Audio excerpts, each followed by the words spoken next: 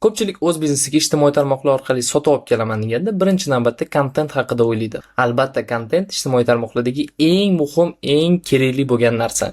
Lekin u SMMdagi, ya'ni ijtimoiy tarmoqlardagi marketingni bir qismi. Va aynan shu haqida bugungi video bo'ladi. Ya'ni ushbu ijtimoiy tarmoqlardagi marketingni tizimini, ya'ni strategiyasini yaratish haqida. Va men sizga hozir o'zimning konsultatsiyamni /strategiyani taqdim qilmoqchiman. Ya'ni 7 kun ichida biznesingiz uchun SMM strategiya. Va hozir biz tahlil qiladigan narsalar bu ushbu konsultatsiya kimga to'g'ri keladi? Qaysi savollaringizga javob beradi? Ichida nimalar bo'ladi? Keyin buni qanaqa qilib ishlatish mumkin va hokazo. Va keling strategiyaning ichida nima bo'lishidan oldin bu o'zi kimga to'g'ri kelishini ozgina aytib o'tsam. Bu xizmat birinchi navbatda kichik o'rta biznes egalari uchun qilingan va agar sizni o'zingizning marketing bo'limingiz bo'lmasa yoki agentlikka oyiga 2-5 ming dollar to'lamoqchi emassiz-u, ammo professional tizimli marketing xohlayapsiz. Aynan shu holatda ushbu strategiya sizga juda ham to'g'ri keladi. Nimaga? Chunki konsultatsiya davomida, strategiya davomida biz sizga fundament quramiz. Ha, bu sizni o'rningizga qilib beradigan narsa emas, sizni o'rningizga ishingizni qilib beradigan narsa emas. Kontent olib, videolar olib, keyin target yoqib, lekin sizda shunaqa dokument bo'ladiki, siz uni bemalol o'zingizning keyingi harakatlaringiz uchun ishlata olasiz. Va qanday so'rovlar yoki savollarga javob beradi deydigan bo'lsangiz, ushbu so'rovlarni ko'rib chiqishingiz mumkin. Qanday kontent qilishni bilmayapman. Qanaqa qilib mahsulotimni ijtimoiy tarmoqlar orqali sotishim mumkin. Jamoam bor, lekin men xohlagan natijaga chiqmayapmiz. Targ'ibot uchun faqat target qilamiz. Yana nima qilsa bo'ladi? Va shu savollarga yaqin holatlar bo'ladigan bo'lsa, videoni ko'rishda davom eting. Keling strategiya haqida gapirishdan oldin o'zimni ozgina tanishtirib o'tsam. Ismim Abdulaziz, marketingda 2021-yildan beri faoliyat yuritaman. Boshida SMM mutaxassis sifatida, keyinchalik agentlik qurdik va agentlikda project manager sifatida va oxirgi 1,5 yil marketolog sifatida ish yuritaman. Portfolioda 70 dan ortiq turli sohadagi, turli maqsadlar bilan turli vazifaga ega bo'lgan loyihalar bor va ayrim birlarini sizga ko'rsatmoqchiman case tarifasida. Oxirgi 2,5 yilda oladigan bo'lsak, men ko'proq o'sha agentligimizda restoranlar sohasida ishlagan edik va bitta keysni ko'rsatmoqchiman, bu Tandiri restorani. Agar Toshkentdan bo'ladigan bo'lsangiz, balki bu joyga borgandirsiz. Ushbu restoranni men va jamoam 2023-yil avgustdan beri yuritib kelamiz, ya'ni ochilishdan beri. Va barcha marketing harakatlari aynan bizning jamoa orqali qilinadi. Ya'ni o'sha ochilishdagi uni tadbirlarni ko'rsatish, ularga mijozlarni yig'ish, blogerlar bilan ishlash, target yoqish va albatta kontent. Qadoqlash nafaqat Instagram akkauntini qadoqlash, balki geoxaritalar, Google, Yandex, TripAdvisor, Tugis, balki turli o'sha taqdimotlar, prezentatsiyalar va hokazo. Va natijada Tandiri restorani Smart Group Holdingini eng zo'r loyihalaridan biri bo'lib, stabil mijozlar oqimiga ega. Yaqinda mana 100 mingta bo'lamiz. Obunachilar sonining ikkinchi filial ochilishi bo'ldi Xivada va deyarli barcha tur agentliklar olib boradigan joy bo'ldi. Ya'ni o'sha turistlarni O'zbekistonni ko'rish uchun o'zbek restoranini olib boradigan joy bo'ldi. Keyingi bir juda ham muhim bo'lgan yo'nalishlardan bittasi bizda tadbirkorlar shaxsiy brendi edi. Va uzoqqa ketmaymiz, Sanjar Maqsudov, ya'ni o'sha Tandiri restoranining asoschisi. Biz Sanjar aka bilan mana oktyabr 23 va avgust 24 gacha ishlagan edik va Sanjar akaning eng muhim maqsadlaridan bittasi bu o'z loyihalarini o'zini shaxsiy brendi orqali targ'ibot qilish edi. Albatta, batafsilroq o'qish uchun bu yerda hozir pauzani bosib hammasini o'qib chiqishingiz mumkin va qisqacha aytib o'taman. Asosan biz kontent qilgan edik va nafaqat kontent oldingi uslubda masalan ko'proq restoratorlik haqida gapirilgan bo'lsa, restoratorlar uchun kurslar qilingan bo'lsa va hokazo. Biz esa bu yerda Sanjar akani sal boshqa tarafdan ochishga harakat qilgan edik. Umumiy tadbirkor sifatida va ozgina psixologiyaga ham o'tib ketgan edik. Bundan tashqari Sanjar akaning o'zlarini loyihalaridan tashqari boshqa mahsulotlari bor edi. Bu biznes razborlar, gastrotur, restoratorlar uchun biznes nonushtalari, mastermind. Natijada organik tarzda Reels yordamida 30 mingta obunachi to'pladik va o'sha payt 70 ming bo'lgan bo'lsa, 100 ming obunachigacha yetkazgan edik. Va keling endi 3-keysni ko'rsatib o'tsam, bu umuman o'sha umumiy marketing tizimi haqida. Bu onlayn kurslar platformasi Startup Exot. Va eng qizig'i bizani Exot bilan hamkorligimiz aynan shu strategiyadan boshlangan. Hozir men sizga aytib berayotgan strategiya qilishdan boshlangan. Nimaga? Chunki Exot bilan biz birinchi marta ko'rishganimizda ular ko'rsatishgan ediki, mana platformamiz bor. Biz reklama kreativlarini qildik, target yoqdik, hozir leadlar kelyapti, sekin sotuvlar bo'lyapti. Lekin endi g'oyalarimiz ko'p, ularni bitta strukturaga olib kelish kerak, ularni qiladigan odam kerak. O'zi nima qilsak bo'ladi, qanaqa qilsak bo'ladi va hokazo. Va o'sha paytda Exot rus tilida boshlangan edi, rus tilida yuritishni va men ko'rdimki, aytdim, do'stlar, o'zbek tiliga o'tkazish kerak, o'zbek bozoriga o'tishimiz kerak, chunki hamma o'sha ekspertlar, kerakli maqsadli auditoriya o'sha yerda. Va bundan tashqari albatta o'sha strategiyani qilib chiqqanmiz, maqsadli auditoriyani chuqurroq o'rganganmiz, kazdevlar o'tkazganmiz, raqobatchilarni ko'rib chiqqanmiz, pozitsiyalanishni, saytni va hokazo. Bundan tashqari ko'plab mana ko'rishingiz mumkin varonkalar, targ'ibot, o'sha hamma g'oyalar, gipotezalar hammasi test keyinchalik qilinib boradi hali ham va hozircha mana Exodni onlayn ta'lim sohasida juda ham ko'pchilik tanishga erishdi va tanib bormoqda. Bu loyihalardan tashqari yana ko'plab loyihalar bo'lgan. Aytib o'tganimdek, mana ko'rishingiz mumkin, ko'pchiligi bu yerda o'sha SMM bo'yicha, project management bo'yicha, Qozog'istondagi loyihalar, Amerikadagi va hokazo. Va o'sha Exod misolida aytib o'tganimdek, o'zimni yondashuvimni aytib o'tmoqchiman. Bu ijtimoiy tarmoqlardagi yoki va barcha marketing harakatlarini strukturali va tizimli yuritish. Chunki agar sizning harakatlaringiz pala-partish bo'lsa, natija ham xuddi shunaqa bo'ladi. O'ylaymanki, ushbu yondashuv ko'pchilikka yetishmaydi, chunki ular har doim qanaqadir volshebniy tabletkani orqasidan quvishadi. Mana hozir reels qilishimiz kerak, davay target yoqamiz, davay buni qilamiz, lekin shunaqa kuchli fundament yetishmagani uchun mana o'yin bo'yicha ko'pchilik natijaga erisha olmaydi. Va keling endi men konsultatsiyada qiladigan qadamlarimizni aytib o'tadigan bo'lsam. Birinchi navbatda biz biznesingiz va mahsulotingizni tahlil qilamiz. Ikkinchi qadam bu auditoriyani o'rganish. Ya'ni sizning mijozlaringiz kim? O'sha maqsadli auditoriyaga kim kiradi? Ularning nima ehtiyojlari bor, qo'rquvlari bor, xohishlari bor? Qanday qilib, qanday kontent ularga to'g'ri kelishi mumkin va hokazo. Uchinchi qadam bu raqobatchilarni o'rganish. Ya'ni raqobatchilardan siz nima bilan ajralib turasiz va nima uchun o'sha sizning maqsadli auditoriyangiz ularni emas, sizni tanlashi kerak. Keyingisi bu pozitsiyalanish. Ya'ni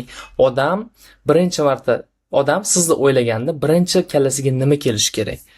Keyingisi content strategiya. Nima mavzularda, qanaqa formatlarda va qanaqa rubrikalar ishlatib siz o'zingizni o'sha biznesingiz uchun, mahsulotingiz uchun content qilishingiz mumkin. Qanaqa qilib cheksiz g'oyalar topish mumkin? Hammasini ko'rib chiqamiz.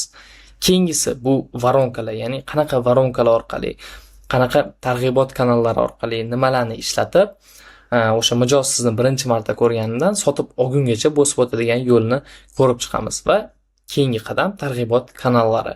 Siz uchun aktual bo'lganlari tayyorlanadi, ya'ni kimgadir blogerlar hozir aktual bo'lishi mumkin, bo'lmasligi mumkin.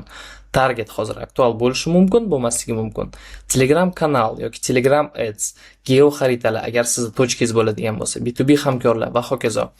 Aynan sizga hozir to'g'ri keladiganlarni ko'rib, tanlab va o'shalarni ichida nima qilishimizni rejasi bo'ladi. Va oxirgi blok bu to do. Ya'ni men sizga hammasini berganimdan keyin siz nima qilishingiz kerak? Qanaqa vazifalar bo'ladi? Endi mana shu narsalardan keyin siz qanaqa natijaga ega bo'lasiz?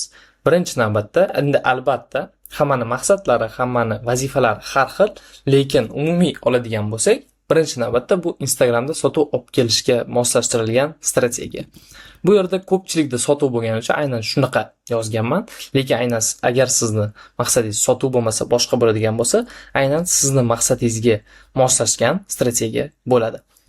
Maqsadga erishish uchun tizimli va bosqichma-bosqich harakatlar rejasi, boya aytib o'tganimdek, reja nima qilish kerakligi yozilgan, ko'rsatilgan bo'ladi. Va uchinchisi content strategiya. Ko'pchilik uchun eng kerakli bo'lgan narsa qanaqa content qilish kerak va qanaqa qilib cheksiz g'oyalar topish mumkin. Va agar mana shu strategiya o'zi qanaqa formatda bo'ladi deydigan bo'lsangiz, men asosan Notion'da tuzilgan dokument qilaman va uni ichida kerakli materiallar matn formatida, jadvallar formatida yoki boshqa formatlarda bo'ladi.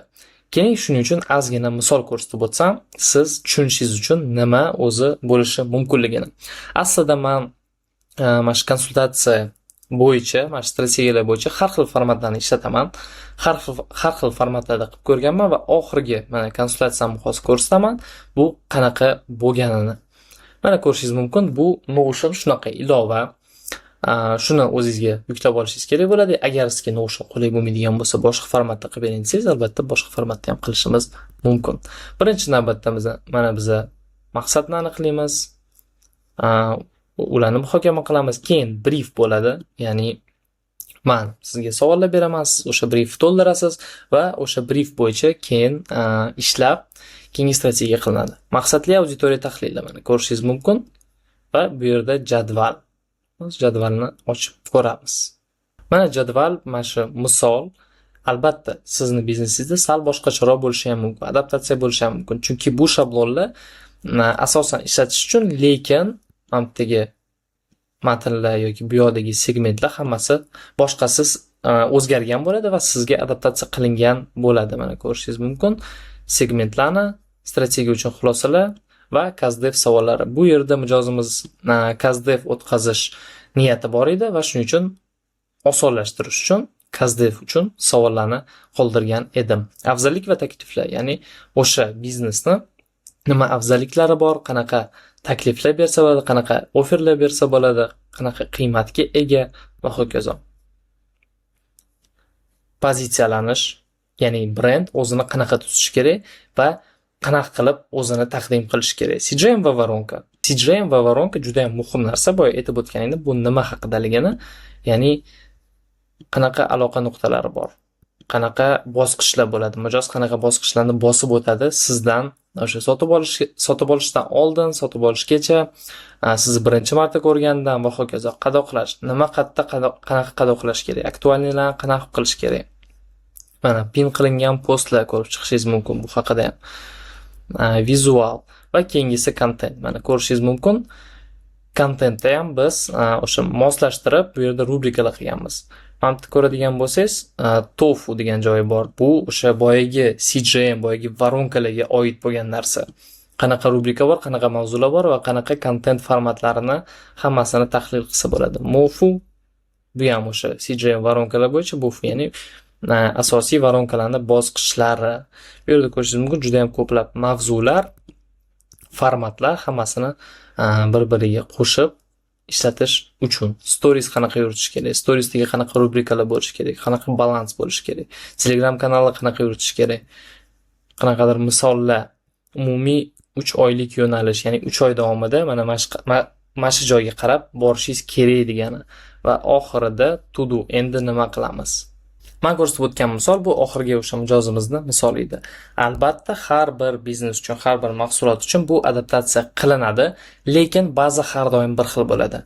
Siz baribir auditoriyani tahlil qilishingiz kerak, raqobatchilarni ko'rishingiz kerak, pozitsionирование qilishingiz kerak, oferlar hammasini tahlil chiqishingiz kerak, kontent strategiya, targ'ibot, target, blogerlar va hokazo. Lekin shunchaki bitta biznes uchun bitta narsa muhimroq bo'ladi, boshqasi uchun boshqasi muhimroq bo'ladi. Va aynan shuning uchun har bir mijozga, har bir biznesga individual strategiya qilinadi. Va endi mana shu barcha materialni olgandan keyin, mana shu barcha jadvallarni men nima qilaman deydigan bo'lsangiz, hamma narsa bir-biriga bog'liq. Kontentdagi mavzular, formatlar, rubrikalar maqsadli auditoriyani analizdan kelib chiqadi. O'sha maqsadli auditoriya analizidan siz keyin voronka qilasiz. Voronkani qanaqa qilib ishlatish mumkin? Voronkani keyin nima qilasiz? Targ'ibot uchun ishlatasiz, target uchun ishlatasiz yoki oferlarni nima qilasiz? Oferlarni ham target uchun ishlatasiz, blogerlar bilan ishlash uchun ishlatasiz, kontentda ham ishlatasiz. Ya'ni hammasi bir-biriga bog'liq. Raqobatchilar o'rganish nimaga kerak? Ulardan boshqacha bo'lish uchun, ulardan oldinga o'tib ketish uchun kerak. Ya'ni mana shu barcha narsa sizni fundamentingiz. Qaysidir mutaxassisga kelsa ham mana shu narsalarni berasiz, menda mana shu fayllar bor, mana shu jadvallar bor, shu bo'yicha ishlanglar. O'zingizdan qanaqadir trendlar yoki nimadirlar o'ylab topmanglar. Shu bo'yicha biz ishlaymiz. Shu bizning asosiy strategiya. Albatta, ko'pincha shunaqa holat bo'ladiki, ish paytida nimadirlar o'zgarishi mumkin yoki siz qanaqadir yangi ofer berishingiz mumkin.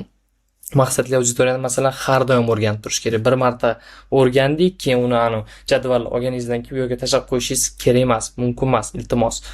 Shuning uchun ushbu fundamentni olasiz va uni sirazu ishda ishlatasiz. Barcha marketing harakatlarida ishlatishingiz kerak. Va agar mendan so'raydigan bo'lsangiz, bu strategiya qancha oylik, 3 oylikmi, 6 oylikmi, 1 yillik, bu qanchadir vaqtga qilinadigan strategiya emas. Bu aynan sizni asosiy fundamentingiz birinchi navbatda va boshida birinchi 3 oyga yo'nalish qilamiz. Keyinchalik uni qanaqa ishlatasiz?